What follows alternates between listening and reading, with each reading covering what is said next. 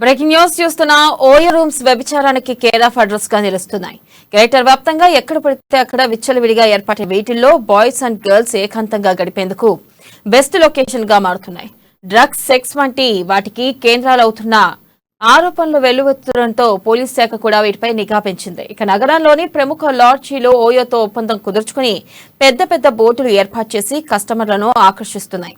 అయితే ఇంతవరకు బాగానే ఉన్న ఇవి లవర్స్ తో పాటు ఏకాంతంగా గడపాలనుకునే జంటలకు హాట్ స్పాట్ గా మారాయనే ఆరోపణలు వెల్లువెత్తుతున్నాయి.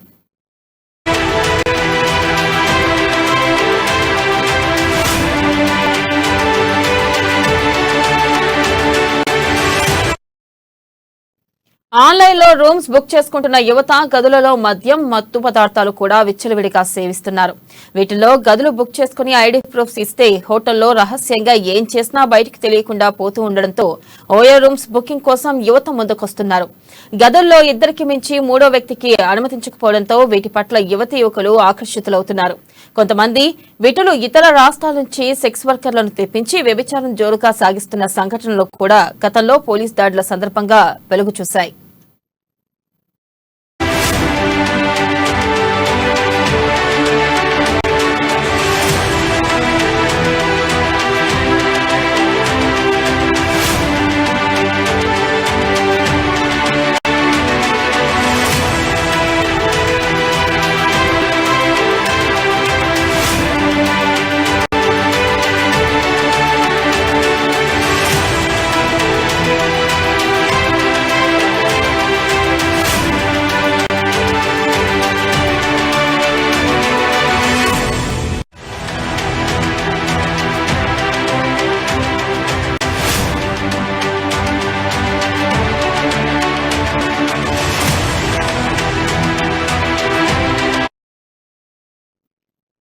బ్రేకింగ్ న్యూస్ చూస్తున్న ఓయో రూమ్స్ వ్యభిచారానికి కేర్ ఆఫ్ అడ్రస్ గా నిలుస్తున్నాయి. గ్రేటర్ వ్యాప్తంగా ఎక్కడ పడితే అక్కడ విచ్చలవిడిగా ఏర్పాట్లైన వీటిల్లో బాయ్స్ అండ్ గర్ల్స్ ఏకంతంగా గడిపేందుకు బెస్ట్ లొకేషన్ గా మారుతున్నాయి. ఇక దీనిపై మరింత సమాచారాన్ని మా ప్రతినిధి ప్రవీణ్ అందిస్తారు.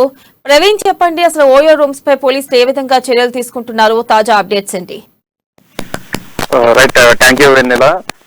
ఓయో రూమ్స్ అనేవి అసాంఘిక కార్యకలాపాలకు అలాగే వ్యభిచారానికి కూడా ఒక కేర్ ఆఫ్ అడ్రస్ గా నిలుస్తున్నాయి చెప్పొచ్చు. అంటే దేశవ్యాప్తంగా కూడా చూస్తున్నట్లయితే ప్రస్తుతం చూస్తున్నట్లయితే ఒక 200 సిటీల్లో కూడా దాదాపు 70,000 గదులు కూడా ఓయో సంస్థ అనేది తన గుప్పిట్లో పెట్టుకున్న పరిస్థితి నెలకొంది. అయితే దీనికి సంబంధించి మనం గతంలో కూడా ఒక చైతన్యపురిలో ప్రేమ జంట ఆత్మహత్య చేసుకోవడం కావచ్చు, అలాగే కుకట్పల్లి ఓయో రూమ్ లో ఒక 3 యువకులు ఒక అమ్మాయిపై సామూహిక అత్యాచారం చేయడం కావచ్చు. సో ఇలాంటి ఘటనలు అనేవి తరచూ అంటే గతంలో కూడా జరిగింది. దీనికి సంబంధించి యాక్షన్ తీసుకునే ప్రయత్నం కూడా చేశారు.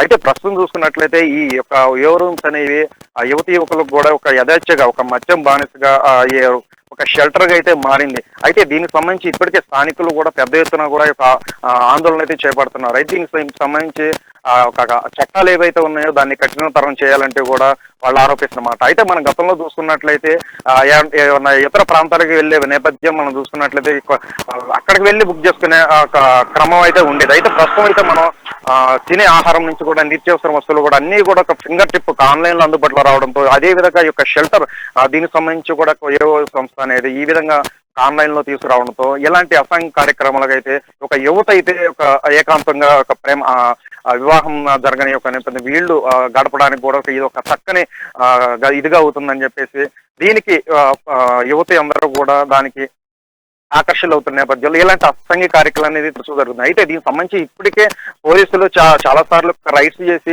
అదుపులో తీసుకున్న పరిస్థితి. అయితే దీనికి ఇప్పటికి కూడా ఇవనేది యథాచిగా జరగడంతో ఒక స్థానికులు కావచ్చు అందరూ యొక్క దేశంలో ఉన్న ప్రతి సామాన్యులు కూడా ఆందోళన చెందిన పరిస్థితి ఉంది. అయితే దీనికి సంబంధించి ఇప్పటికి పూర్తిగా ఇలాంటి కార్యకలాపాలు జరగకుండా ఉండాలంటే దీనికి సంబంధించి ఓయో రూమ్ సంస్థ ఏవైతే ఉన్నాయో దీనికి కఠినతరమైన ఒక చట్టాలు తీసుకొచ్చి దాన్ని అరికట్టే నేపథ్యంలో చేస్తేనే ఈ యొక్క అసాంఘిక కార్యక్రమాలు కావచ్చు ఇవన్నీ కూడా అరికట్టే ప్రయత్నం ఉంటుందని చెప్పేసి కూడా సామాన్యులు చెప్తున్న మాట.